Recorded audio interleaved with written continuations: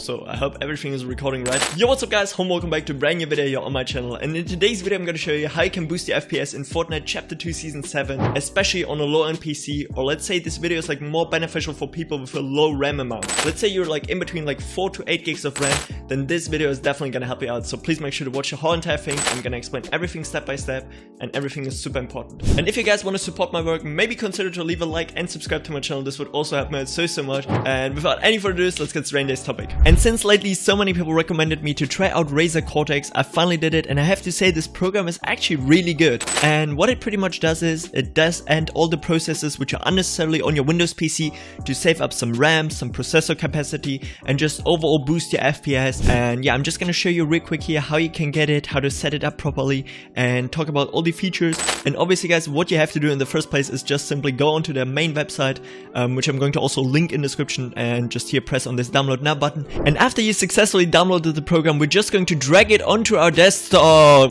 So yeah guys, and after we successfully downloaded the Razer Cortex installer, just simply double click on it, and this new installation window here should pop up, where we can choose now if we want to simply only install Razer Cortex, which is the game booster we obviously want here, or also Razer Synapse, which is like for all the RGB settings and DPI settings of any Razer product.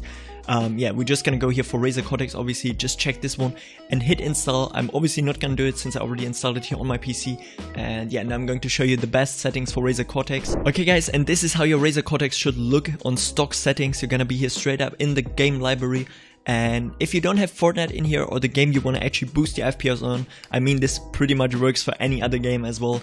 Just simply hit the rescan here for games. This feature, you can just simply like rescan here, and yeah, it's gonna search for your PC, you know, for all the games you played before. And yeah, now we see that we have Fortnite here, so everything is fine.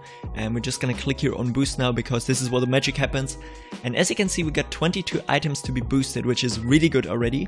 We got tons of stuff here we can optimize, and we're just gonna look here for specials in the first place, because as you can see, we have tons of features here which are super useful. First of all, we have enable CPU core, make CPU resources focus on gaming processes efficiently. Super nice guys, gonna boost our FPS immense. Disable CPU sleep mode, utilize all CPU cores to make sure that the CPU works at 100% performance. Also super nice. Turn off automatic updates. This is like for Windows updates in the background. Maybe some of you already experienced this. You were just like playing, and yeah, you just tap out of your game and Windows is literally screaming at you, yo bro, there's a new update and stuff like that, you know. Just prevent that one. And this is now where it gets a little bit tricky guys. FEC Explorer.exe. This pretty much features all of the Windows built-in programs. So we get as well the game booster, which can actually reduce your latency a lot. And if we put the check here, it's also gonna disable all the Windows modes. So you have to try it out for yourself what works the best. If actually Razer Cortex settings are better, or everything you before tweaked on your Windows guys. Yeah, something like the game mode, you know, this is built in to reduce latency, and you have to check, does this one give you less input delay, or actually the built-in one, because it always depends on your PC. It's not like working straight up for every PC exactly the same way. So try it out maybe with or without, and yeah, just compare what you get as results. Next up, we also have enable game power resolution, change your power settings to high performance. This one I also wouldn't recommend you to put a check here, since I already showed you how to get the ultimate performance mode, which is better than the high performance one obviously, so we're not gonna check this one here. Then we next up got clear clipboard, clear unused clipboard. Yeah, I mean this is self-explanatory. Then we also have clean RAM, optimize memory usage to increase available physical memory. And I'm not gonna go too in depth how RAM works, but pretty much your Windows is always like saving data on your RAM stick, and if your RAM stick is like filled up with too many datas until you restart it next time, you know, like after each restart this gets like cleaned, and if it's like too filled up, you have less available physical memory for games, which is gonna slow it down, decrease your FPS and all that stuff. So this is also a really cool feature. And next up, we also got launch game on desktop mode, provides maximum processing power for gameplay without interruptions. This is also super important guys. And yeah, I would recommend you to just simply copy all my settings here one by one. I'm just gonna go through them here real quick again. Yeah, you can see everything. And yeah, then we're pretty much done here with this first section. Next up, under processes, this is also super cool guys. We can see exactly how much memory usage each program has right now here in the background.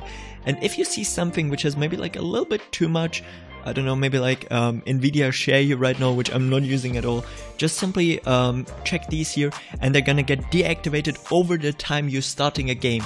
And after you pretty much close the game again, which would be Fortnite in our case here, it's again gonna relaunch these programs, so you're not missing out on anything. OBS right now, as you can see, takes up 186 megabytes of RAM, and let's say I have this running in the background, or I have it always running. I'm just gonna put the check here, and as soon as I start my Fortnite, launch it, it's gonna automatically like minimize it in the background or close it, so we get this memory here again like freed up.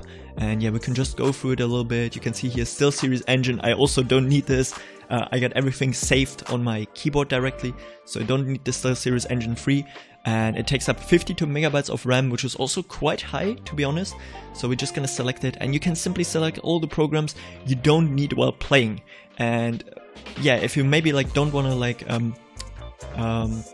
deactivate them permanently, wait. Yeah, and this is just a super cool option. And this is just a super cool alternative if you don't want to deactivate your programs permanently and just over the period of gaming. And yeah, you can select everything you want to like, yeah, turn down while gaming. This is super cool, guys, and we're pretty much done here with this step as well. And then under the last section, services, we can see that we also have tons of optimization options here for built-in Windows features. Again, I don't know, the connected user experience and telemetry service enabled. This is all like super good for like Windows, I don't know, like Windows diagnostics, when your PC is like trying to diagnose if something is wrong with your RAM, with your CPU and all these data, which Windows is just taking literally every second, you know, because like Windows always knows like how fast your CPU is or whatsoever. You can deactivate this diagnostics just to save up even more system power, guys, for gaming, which is also super cool. And yeah, I would just recommend you to leave it on the stock settings here. 16 out of 22 services will be optimized during boost. This is really good already. And now we can decide for ourselves. We can straight up click here on boost now, and it's gonna deactivate everything. But I'm just too scared right now that it's gonna deactivate also my OBS while recording. So what are we going to do, or what I would recommend you, is always start it over the My Library feature. You're just gonna click on play and it's gonna automatically boost it. And yeah, guys, as you can see, my RAM is right now getting freed up on the bottom right of my screen. And yeah, Fortnite is launching. We successfully freed up, how much was it? 126 megabytes of RAM. And as you can see, guys, after playing everything correctly, we only get between 3 to 4 milliseconds of input delay right now here in creative, which is crazy. Like before, I always had like 6 to 8 sometimes even. Even with the built-in feature to reduce input delay, we couldn't really get anywhere like below 6 milliseconds, you know, even with some Windows tweaks. So this is actually crazy, these results. And with that said, guys, if you still have any more questions, feel free to ask them down in the comment section below. I try to answer as many as possible, and please don't forget to leave a like and subscribe to my channel. This would help me out so much. And with that said, have a great day, have a great night whenever you're watching this, and until next time, stay awesome. I'm out. Peace. That shit too light. Big foreign hoe, come get inside. Diamond Gucci link, come take a dive. Kill that shit, but just don't kill the vibe. Yeah, we the ones they talking about.